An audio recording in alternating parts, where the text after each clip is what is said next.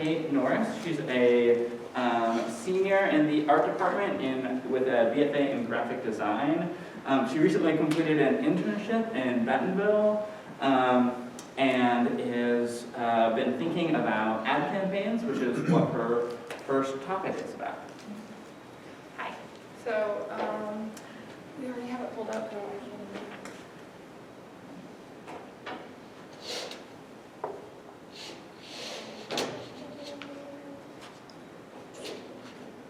And the clicker thingy works great. Oh, nice. Okay. All right.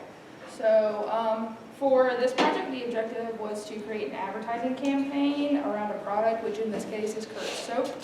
I used iconic religious works from the Renaissance era to convey godliness and continued that inspiration with the tagline and coin phrase, "Cleanliness is next to godliness."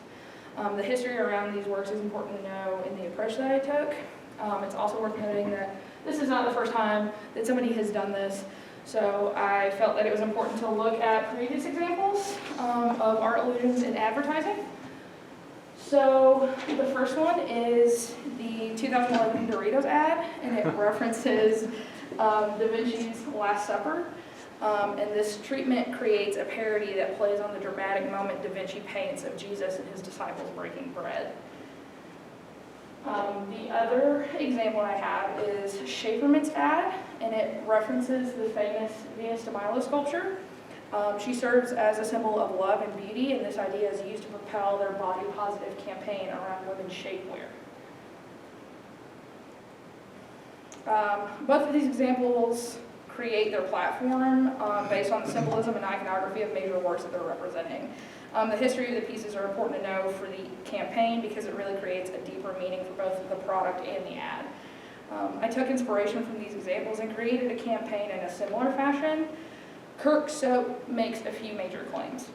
One, that the product is made with natural and pure ingredients, and two, that it provides an effective and gentle clean.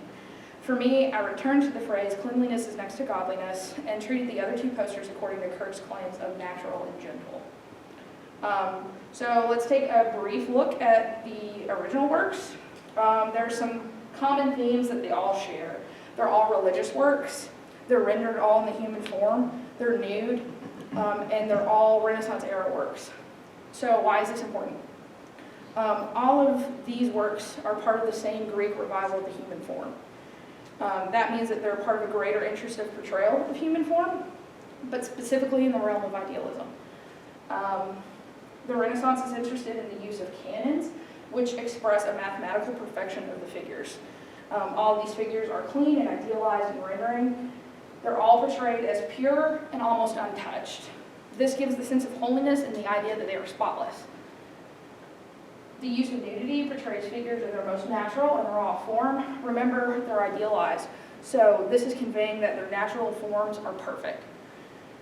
It's worth noting that the revival of human figures, there was a revival in birth in the viewer's experience.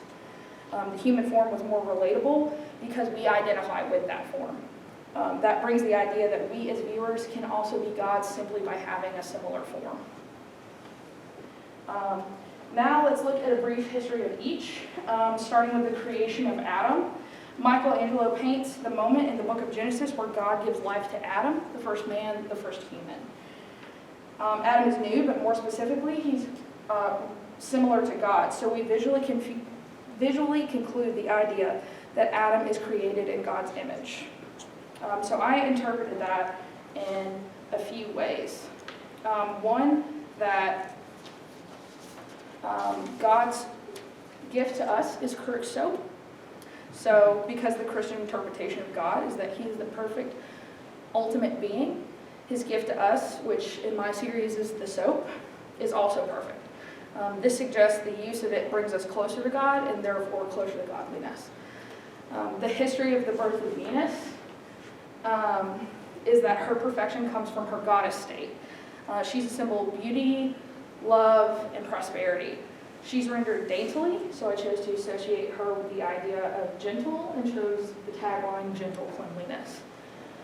Finally, Oceanus is a Greek titan and father of the waters and master of the seas. He's seen in a dynamic pose, encompassed in drapery. I chose to replace the drapery with swells of water to play into the campaign. He's master and giver of the most important natural resources, so his posters phrase natural cleanliness for that reason. As far as design elements, I wanted a campaign that was applicable for a variety of groups. I created a poster with a clear feminine ideal, a clear masculine ideal, and one that is absent of either, mainly in the sense that the entire figure is not represented. I wanted to portray two main understandings of God during the Renaissance era. That's the representation of the Christian God and the continuation of Greek gods and goddesses, which stays consistent to the subject matter of that era. I chose a background that felt similar to the rendition of the sky in both the original paintings, so in the creation of Adam as well as the birth of Venus.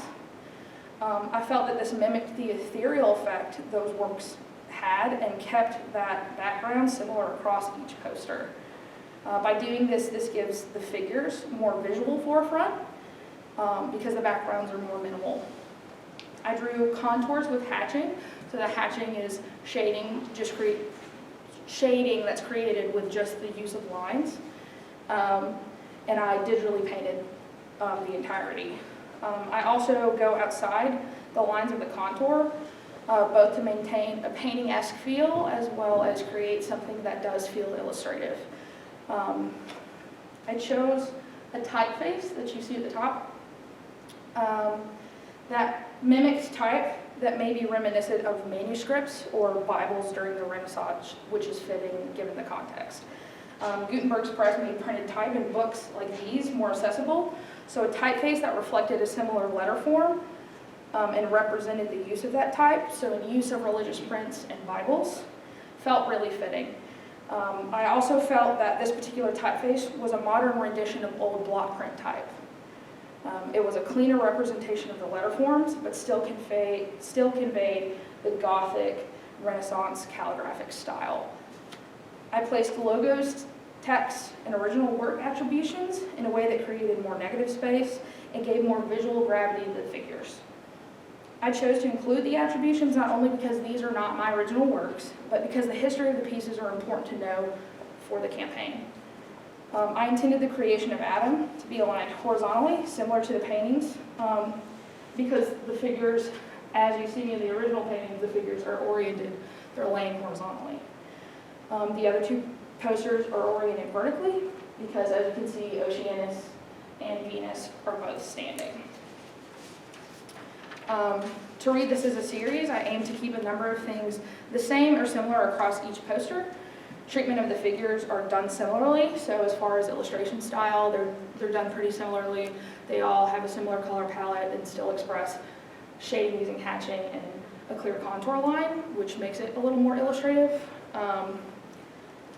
And the background of each is the same sky rendering, and the treatment of the type is consistent.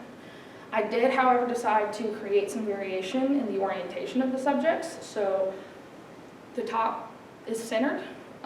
There's one where the figure is carried to the left of the canvas, one is carried to the right of the canvas. Because the top poster headlines the general over-encompassing idea of the campaign, I added heavenly rays and left the other posters without that treatment to maintain the integrity of the figures. So, to summarize all of these ideas, allusion to earlier works, conceptualization of perfection, and incorporation of market tactics, as well as historical context, are why I believe the campaign serves as a strong advertisement.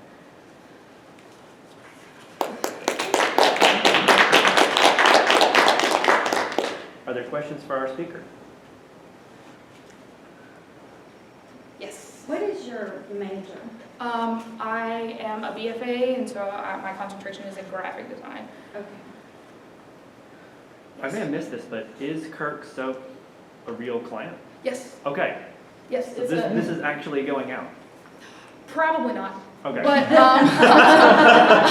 probably not. But we had to do a lot of research on a product, and Kirk soap really flies under the radar. Like you've heard of, like, I think Dr. Bonner's soap, but you haven't heard of Kirk soap. So I did a lot of research before arriving at this idea, which seems like it would kind of reside on like superficial level, but Kirk soap actually is a very interesting product. It's a women-owned product. It's cruelty-free. It's a multi-use product. They have all sorts of things that you can do with it. You can make detergent. You can make dishwashing liquid. They have recipes for you to make other products out of this one product. So. Well, Even- now they're gonna wonder why they're getting so many website hits from Jacksonville, Alabama.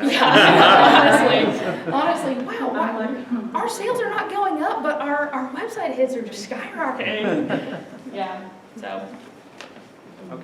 yeah. So in the natural cleanliness next to godliness, just out of curiosity, and I'm from a distance, is his foot, is he standing on a coconut? Yeah, so there is coconut water is one of the main ingredients of Kirk's soap. So, yes, that's a coconut. Yeah, awesome. No, I was like, because I was wondering, and that's allusion to the ingredients, like alluding to, Mhm. you're suddenly letting know the ingredients, because I immediately recognized what it was. Yeah, yeah.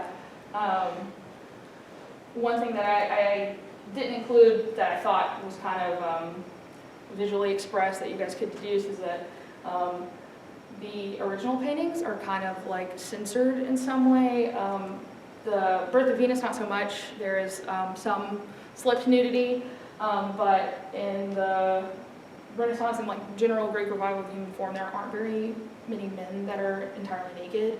So it is something that's censored a lot. And I tried to censor that with things that related to the product. So Thank you. thank you. All right, let's thank our speaker again.